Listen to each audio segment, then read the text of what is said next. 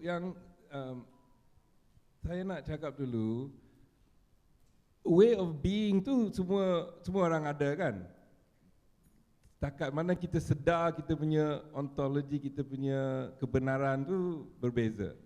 So knowledge production tu industri juga. So between knowledge and art,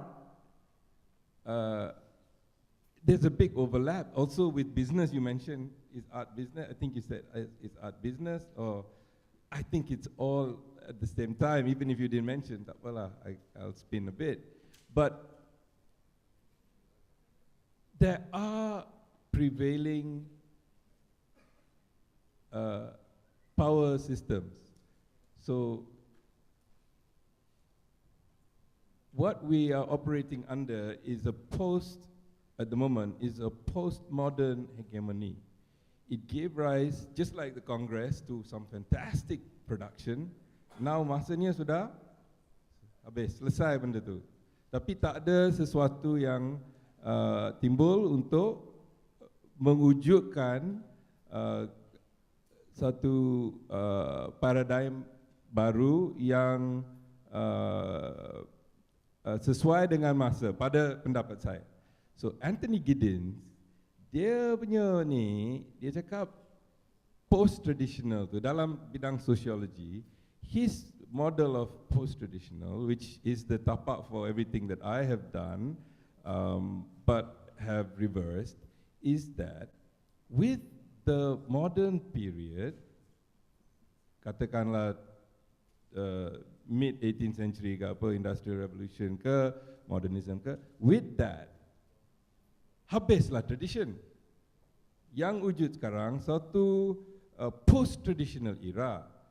Perbezaan di antara modern dan postmodern tu tak penting, tak wujud sebenarnya. Saya setuju. Kalau kita tengok postmodern macam rokoko, modern macam barok, hanya lebih kecoh, lebih twisted, lebih kecoh-kecoh. Okay. So saya setuju, tapi yang saya tidak setuju dengan dia bahawa setakat masa yang penting, moment yang penting tu bila tradition mati. Tradition tidak mati. Sebenarnya modernism tu satu tradition. So dalam interpretasi saya, post-traditional adalah saat macam Malaysia sekarang, saat ni, bila orang di dunia menyedari bahawa mereka tidak duduk di bawah tempurung. Ada tradisi sendiri, tapi ada orang lain. Dia ada paradigm berbeza. Macam mana? Media memainkan peranan penting dalam networkkan kesedaran ini. Sekarang internet hebatkan persaingan dan what's the name of your exhibition? Aliran maklumat. So what I propose is that the post-tradition, the modern birth of modernism is the moment when we realize that others have traditions also.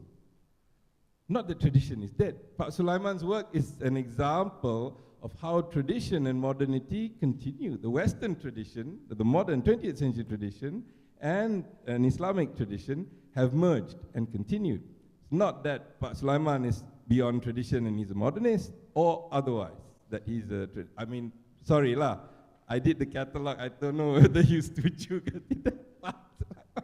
But the idea that things cut and dry, no, it's ongoing. Tradition continues. We are all traditional beings, including the most modern. So for me, the post-traditional is the idea that because of different forms of media, starting with writing, printing, television, blah, blah, blah, radio, we have get more communication, difference prevails, that relates to Dochakaku concept, but the Italians took the noodles from the Chinese still got noodles.